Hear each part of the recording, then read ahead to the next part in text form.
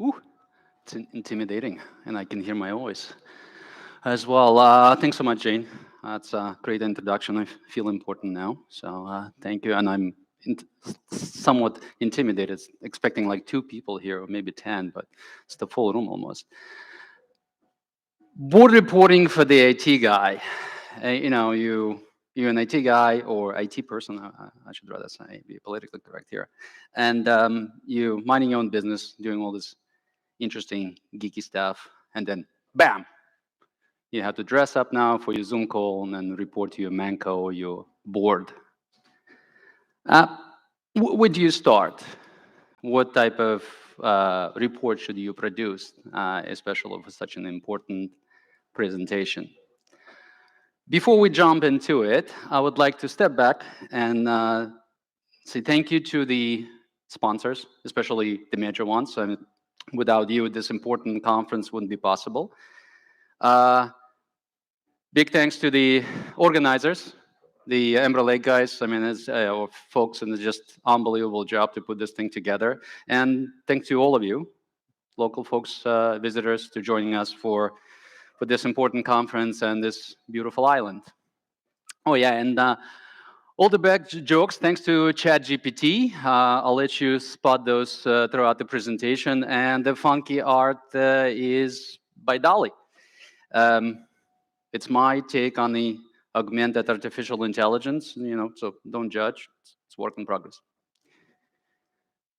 Now, if your name is Vladimir these days, you have to come with a disclaimer, isn't it?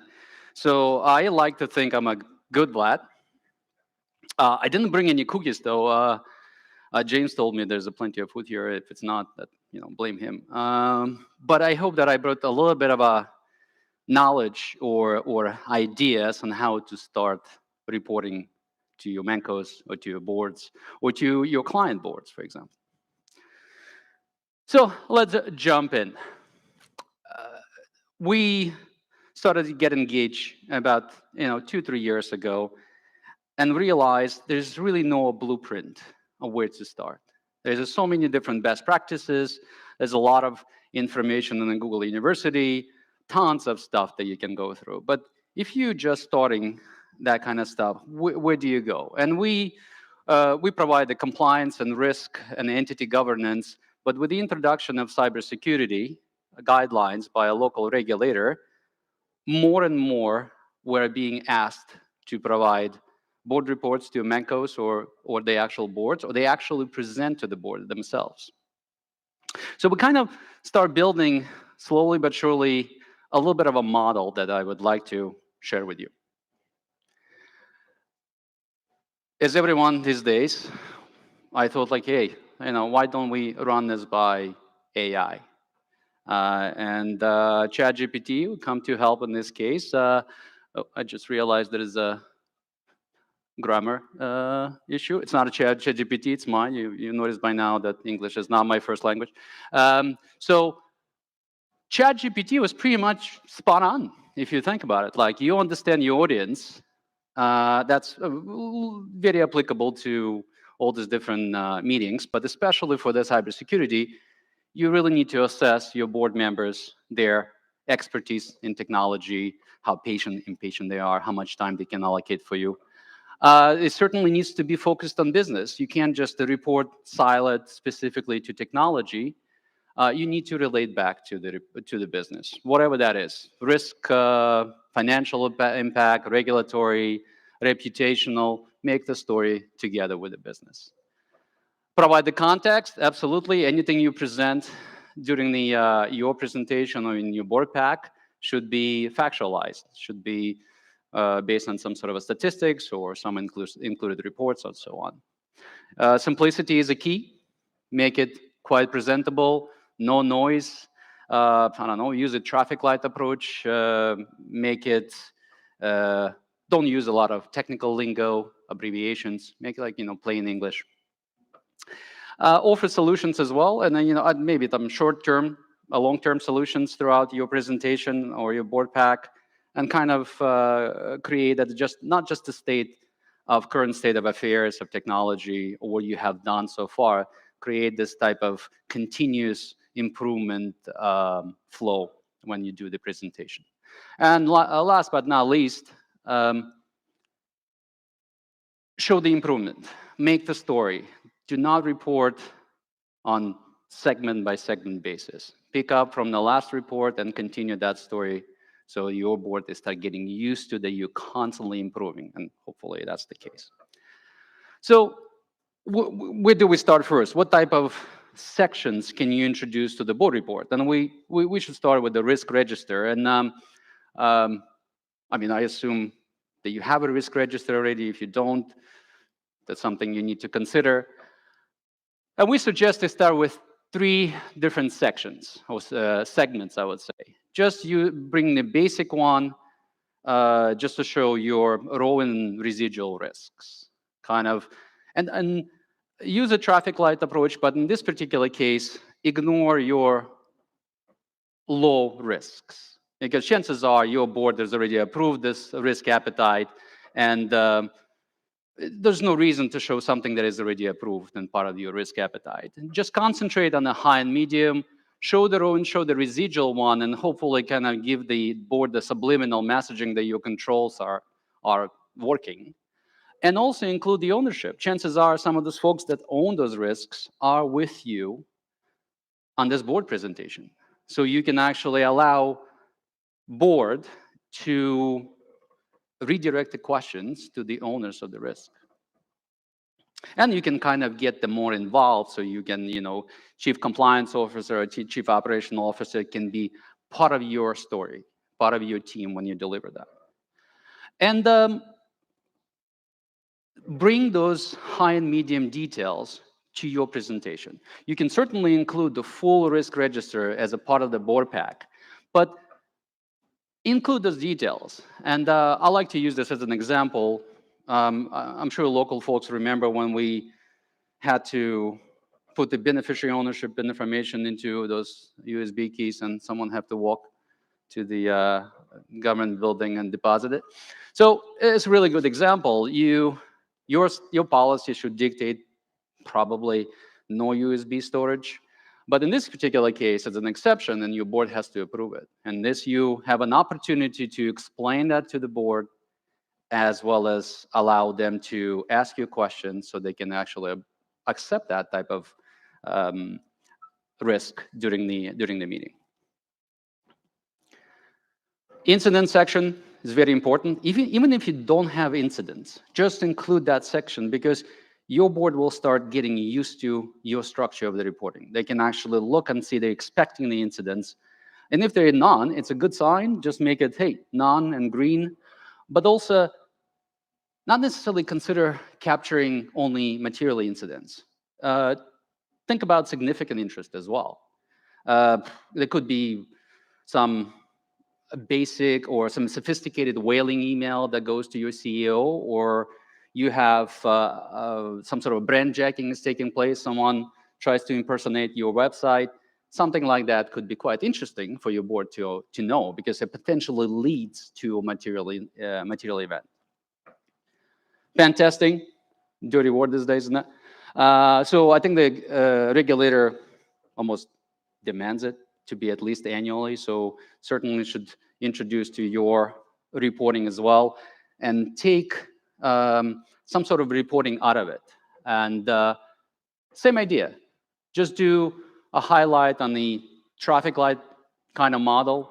And in this case, maybe introduce, or maybe like a hybrid of traffic light. Introduce the low ones and maybe even informational ones as well. Simplify it for the board so that they can understand what the findings are, but also be ready to respond with the remediation steps, remediation statuses. Because chances are they'll ask, okay, well, someone discovered our website is not up to date. What did you do about it? So you should be proactive and include these type of statuses and be able to respond to them. Should you include the detailed report on pen test? It's really up to you. And that's kind of comes with you understand your board better than anybody else. And in this case, some of those pen test reports could be quite technical. So who knows if they're going to be beneficial for your board or not. Training awareness. a very important one. And again, hopefully your clients or your companies are doing it as frequently as possible. So get something that is reportable. I mean, there's so many different products out there that can give you a nice details back. And you can start with the correct and incorrect responses. But we also suggest include the participation, because that's where the importance of that type of measurement is nice to report back to the board. Because if there are a lot of incorrect responses, that's something to do with your training. You really need to take and understand what needs to be done. If people don't participate, they ignore your training, that's a different story. And, it's a good opportunity. Should you include a report in this type of stuff? I don't believe so, because you don't want to kind of shame and blame all these employees that actually not participating enough, or they're not really answering certain things correctly. But at the same time, it gives you a good opportunity to create that a newsletter concept where you're advising your employees, hey, we actually start reporting that statistics to the board. So it's better, your responsibility to take this seriously and attend those sessions or respond to those emails from IT team and participate in those trainings, because eventually that data will be accessible to your senior management. Protective tech, there's so many different reporting capabilities. I'm sure you're board aware there is a firewall and there is some infrastructure in place, but how much do they know? And it's your responsibility to simplify that type of reporting for them and make it digestible. So in this case, I mean, this is just a simple examples. And hopefully your firewalls or the infrastructure you have in place has that type of capabilities. Intrusion prevention detection systems can give you that type of details that you can build a nice story. You can show attack statistics. You can show the malware that's traveling through your infrastructure is being captured on your firewall basis, or you let it in to your quarantine with the email and it's being dealt that way. It's a nice statistic to show to the board. And also just in general, what type of activity are taking place in your ecosystem. So are people coming into Wi-Fi with Dropboxes? Are they using personal VPNs? Are they using BitTorrents? I mean, are they impacting your bandwidth by using some of the unlisted in your policies applications? That's certainly nice to consider.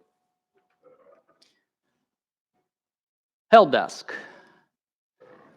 A lot of internal auditors and the regulators now looking for evidence. So you need to capture your activity with your IT throughout the help desk. And this one is quite interesting. You can start with something that could be as simple as resolution rate. And you can move from that simple resolution rate to something more sophisticated, where you can show the statistics of which department is more active with the support, which application requires more support, and then build up on that kind of stuff going forward. Phishing, another important aspect of it. Regulator loves to see some of that going on. I think it's maybe at least annually that should be performed. And again, start with the basic. Maybe something open and clicked would be enough for the board to understand, hey, how many employees in percentage and statistically would click on a link? Should we improve our training, cybersecurity awareness training? Should you include a report with that presentation? Again, probably not, because you don't want to shame and blame your employees. You want to kind of go through that nice process and again, show the board a general picture, and then at the same time, come back to your employees and explain that this type of stuff is now being reported to the board, so they have to take it more seriously. Just by the way, piece of trivia for you. When I try to get a joke from ChatGPT and I put hey, give me a joke about phishing, the response I got is phishing is a serious matter and shouldn't be joked about. So that's why you got the regular fish joke. It's really good opportunity for you to show your improvement. This is probably one of the best way to show it, because you have your senior management present, you have your ultimate board present, and this is really good time to find a way to quantify your progress. Hopefully, the beneficial progress that goes from one uh, presentation to another. And that's where you're building your story as well. And there's so many different ways how you can do it. And it doesn't have to be a scientific calculation of quantification from one presentation to another. You can just say, hey, we've done third-party assessment of 2 vendors in the previous reporting, and now we're going through the new one. That's an improvement. We've done some upgrades of the firewalls or some infrastructure. That's an improvement. With all the asynchronous and work from home models these days, we introduce additional supporting mechanism and cybersecurity mechanism to the end nodes of those users. That's an improvement. Try to quantify it. And same with the policies. Nowadays, regulator demands that you review this policy, not just to write it once and present it once and that's it. You have to constantly mature your policies going forward. And that's a good opportunity to say, hey, we've done the 2 policies before and then 4 policies now. That's an improvement from our point of view. There are so many sections that you can introduce to your reports. And when you start with something simple, you can go through the various different best practices. You can evaluate your board or your Manco and go with some of these specific sections. It could be a budget specific one. Usually it's going with the management report, but in this case, you can include some of the stuff in your presentation. You can introduce different sections like industry events or some sort of activities that cybersecurity activities that happen in the industry, and that would be quite beneficial for the board to see that as well.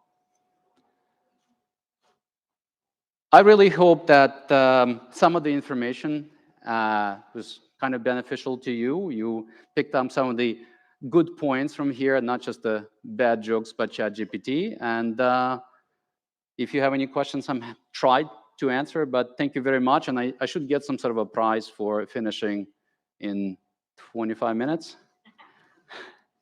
That means we can ask a lot of questions. Well, absolutely. I mean, if you guys any, I'll try to answer some of them, but oh wow, that's perfect. I actually don't like to answer questions, to be honest with you. Thank you very much, guys.